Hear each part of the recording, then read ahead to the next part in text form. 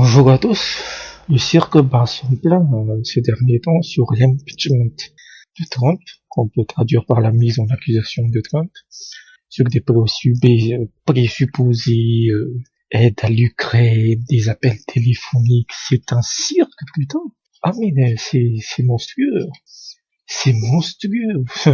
Puisque le rapport Mueller avait fait prout, voilà, comme disaient certains. Mais concernant cet impeachment, on peut se poser 5 questions qu'un crétin doit se poser. C'est des questions de bon sens en fait. C'est des questions de logique. La première chose, c'est que pourquoi les États-Unis donnent-ils 400 millions de dollars à l'Ukraine à la base? C'est quoi le lien en fait? C'est quoi le lien entre les deux pays? L'Europe peut fournir une aide financière à l'Ukraine parce que la Russie est accusée d'avoir envahi la Crimée en 2014 et que l'Union européenne a tellement peur de la Russie que voilà, c'est plutôt les bases américaines tout autour qui devraient inquiéter. Mais les États-Unis sont, il y a 4500 kilomètres de l'Europe et vous ajoutez aussi 4800 kilomètres d'océan. Donc, la dette des États-Unis, c'est de 22 billions de dollars, c'est-à-dire 22 000 milliards de dollars. Et le déficit budgétaire, c'est une breloque, 1000 milliards de dollars de l'histoire. Voilà, c'est ce qu'il faut pour que la finance américaine soit équilibrée. En sachant que ces 400 millions de dollars que l'Amérique a donné a contribué au bourbier militaire, au bourbier de la guerre de l'Ukraine. Donc pourquoi autant d'argent? C'est quoi le deal? C'est quoi le délire des guerres? Une autre chose qui est vraiment frappant, c'est que pendant cette investigation, pendant cette enquête de l'impeachment, il y a un défilé interminable d'experts ou d'Américains, de responsables américains, du gouvernement américain, des employés, des fonctionnaires du gouvernement américain, qui se concentrent aux relations avec l'Ukraine. Et encore une fois, la première question se revient. Quel est le lien entre les deux pays? Je veux dire, vous avez des conseillers, des adjoints, des chefs de cabinet, des assistants, des chauffeurs. On a même eu, non mais pendant l'enquête, le témoignage d'un dégustateur de produits alimentaires. Ah, faut y aller, mais il y en a des milliers, il y en a énormément, quoi. Et ces conseillers sont là pour fournir de l'aide, des conseillers en défense, des conseillers en politique intérieure. C'est stupéfiant, je veux dire, et tous ces employés. Après, cet article, ce que je dis là, ça vient d'un article que j'ai traduit, qui vient d'un site qui s'appelle AIER, donc c'est un site d'économie, ce sont des néolibéraux, voilà, je tiens à le dire. Ils détestent le protectionnisme, etc. Mais voilà, je veux dire, tous ces fonctionnaires sont payés par le gouvernement américain. Leur salaire, les prestations, les frais de fonction et leur retraite pour l'Ukraine. Je veux dire, voilà, l'Ukraine c'est à peu près 595 000 km², c'est le 45e plus grand sur Terre, et sa population c'est 42 millions d'habitants. Et on se dit, mais qu'est-ce que les Américains ont à gagner à fournir autant d'aide logistique, autant de conseils, autant d'argent à l'Ukraine? On s'en bat les couilles de ce pays, quoi. Voilà. Et la relation diplomatique des États-Unis avec l'Ukraine, elle date uniquement de 28 ans. Ça fait 28 ans qu'il y a des ambassades et des relations diplomatiques et autant d'efforts. Je veux dire que c'est très récent, 28 ans, en sachant que ce n'est pas du tout la priorité des Américains. Je veux dire, les Américains s'en foutent de l'Ukraine, en sachant qu'on sait qu'ils sont nuls en géographie. Puis la plupart des pays s'appellent mettre dans les cartes. Maintenant, ce qui est intéressant avec cette affaire ukrainienne, c'est que imaginez la quantité d'argent et le nombre de fonctionnaires américains qui doivent être affectés à la Chine, qui doivent être affectés à la Russie, à l'Inde, au Brésil, dont on sait que Bolsonaro est un pur produit du néoconservateur, à la France. Combien de fonctionnaires américains, combien de fonctionnaires du gouvernement américain sont en train de saper la politique française?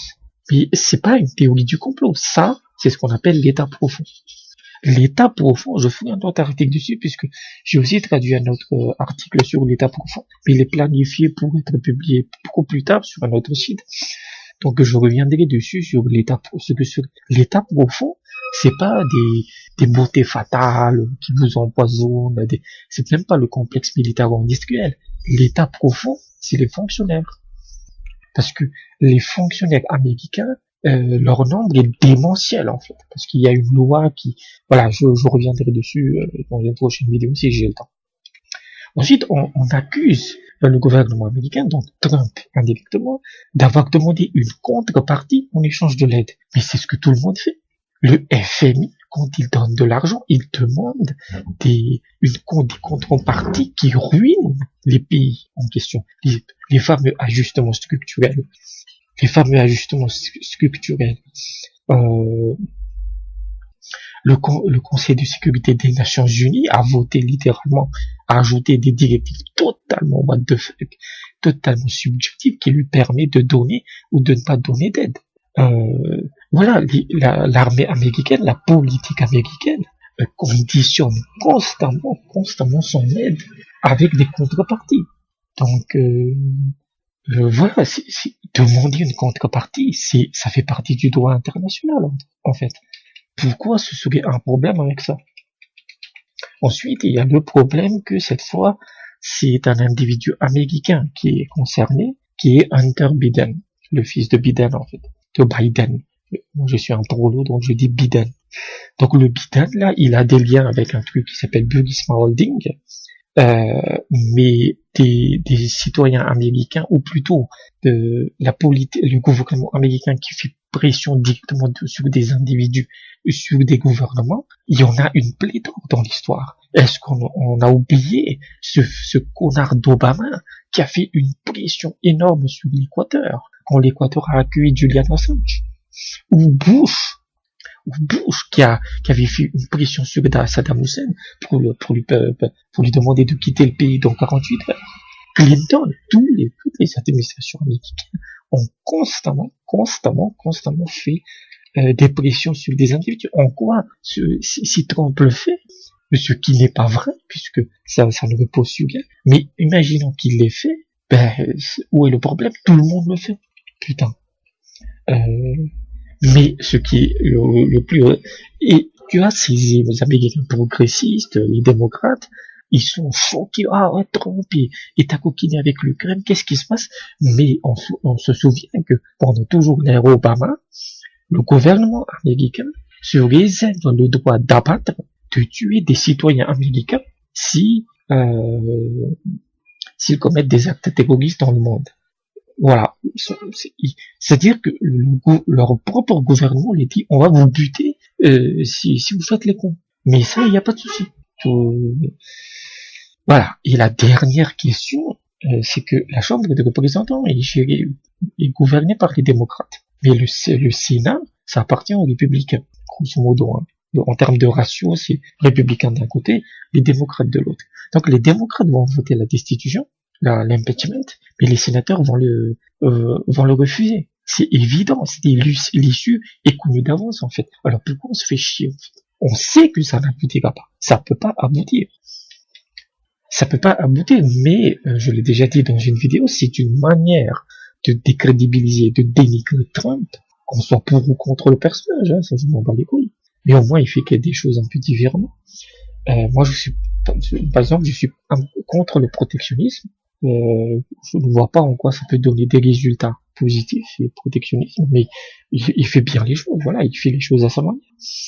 Donc, c'est une manière pour les démocrates de préparer l'élection de 2020 et de dénigrer Trump, parce que leur candidat, je ne sais pas si je pense que vous ne devez pas suivre l'actualité américaine, mais les élections des primaires démocrates, putain, le niveau est abyssal.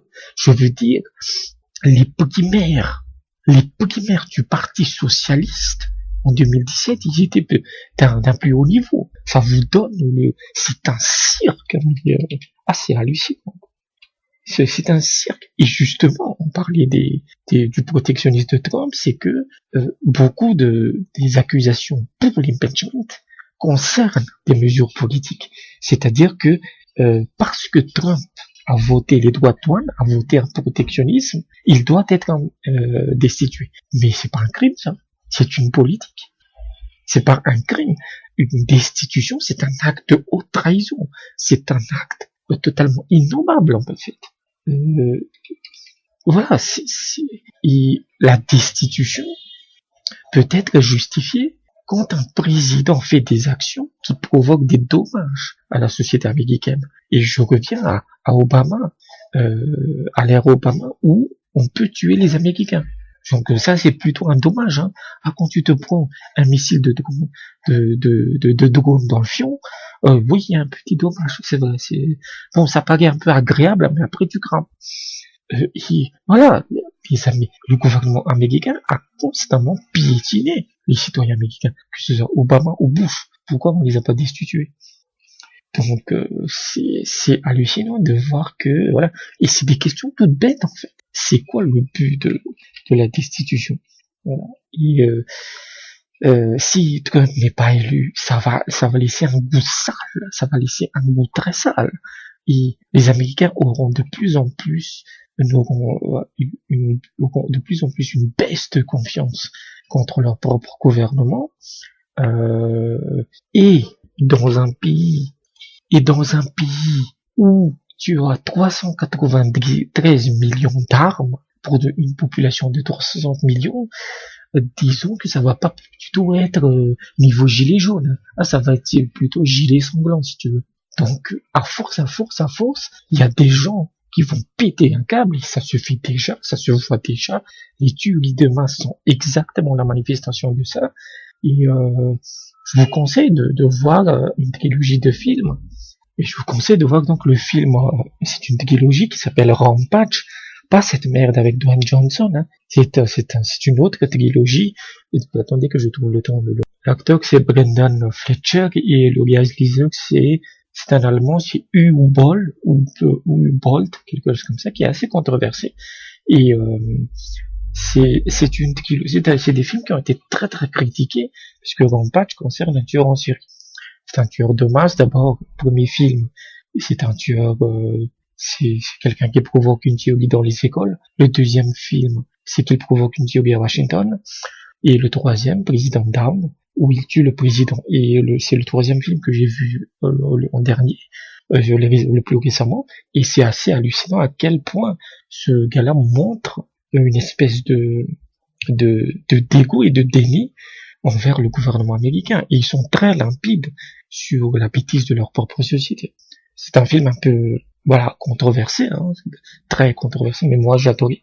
C'est un film qui m'a beaucoup marqué, et je me demande même s'il n'est pas prophétique, en fait. Surtout la dernière scène.